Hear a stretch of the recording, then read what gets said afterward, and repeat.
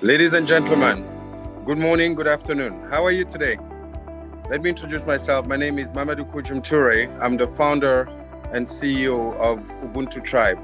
Over the past 2 decades, I started my career in investment banking and have been involved in some of the largest institutions leading investment projects, mostly in telecom, media, technologies, and energy. Those include BNP Paribas, mergers and acquisitions, World Bank IFC, and also GE, where I ended my career in the corporate world as managing director in charge of investment and project finance for sub-Saharan Africa for all the subsidiaries of the group.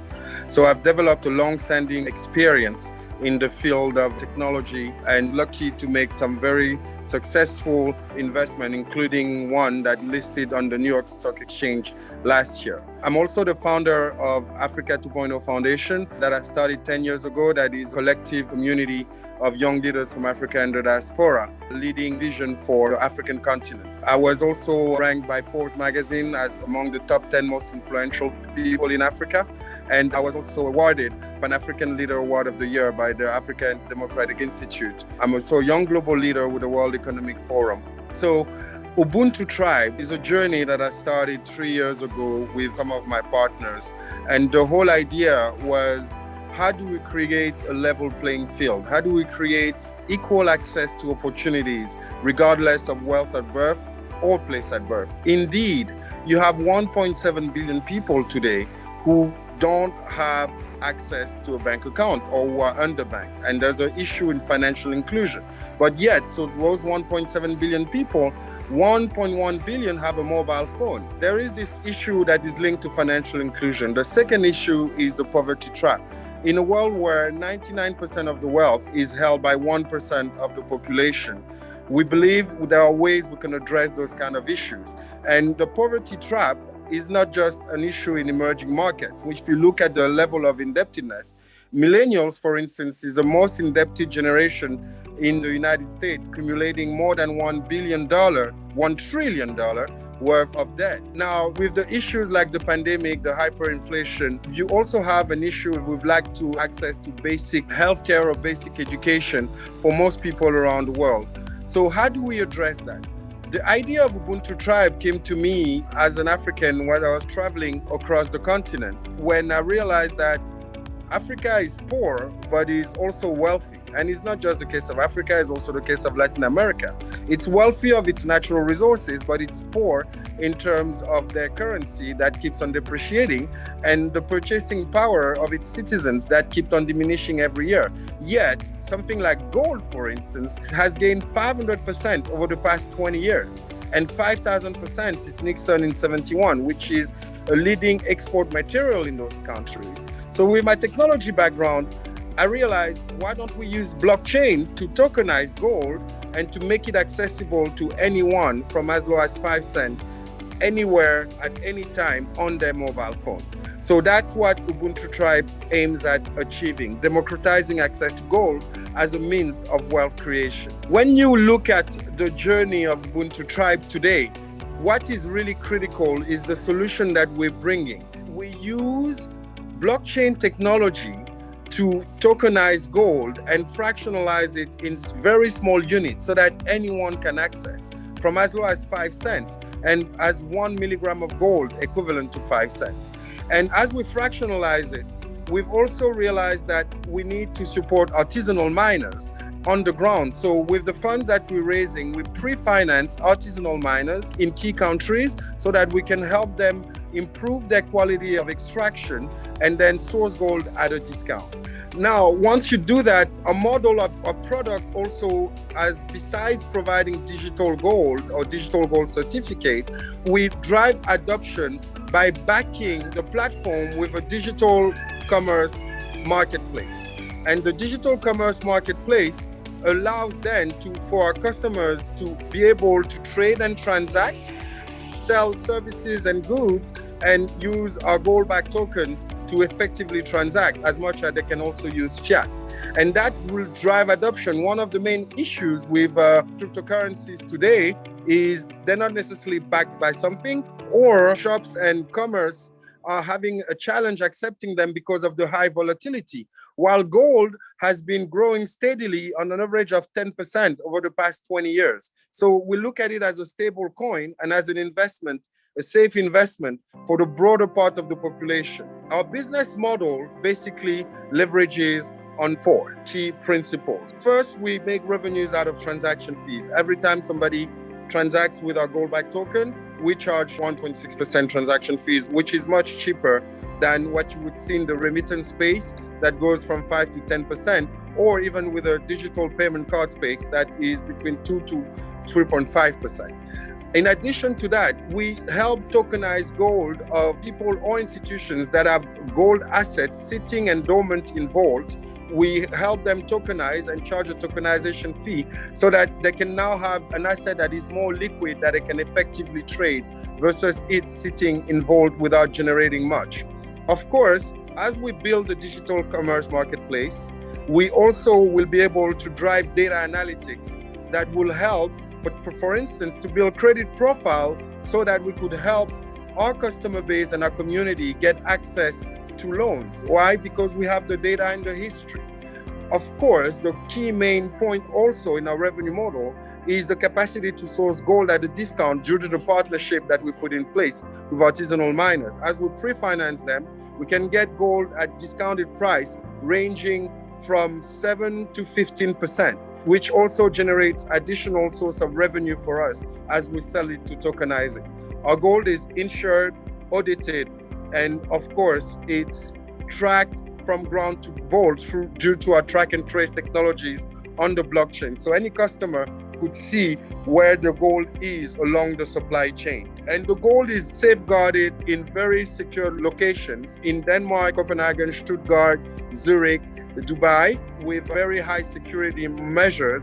And we send key partners, a third party, to verify the accuracy, existence, ownership, comprehensiveness of the actual physical gold that is circulating in a digital form so that our customers get reassured on the full credibility of our solution. In addition to that, we have a very unique technology that really helps the environment, because we believe that it's critical for people to be more conscious about what they buy, and the gold that we are sourcing from Africa, Latin America, and the United States, actually. We have a technology that helps extract without mercury, without cyanide, for the artisanal miners or small-scale mine, but also can increase their productivity and the volume of gold extracted by 80% using a separator technology. And the whole model also is based on redistribution.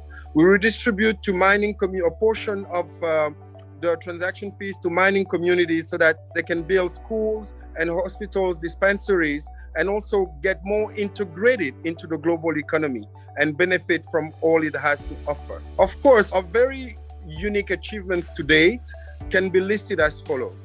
First, we are launching in 2 months. Second, we have our MVP ready since July last year, and we have achieved quite a few good series of improvements on the technology.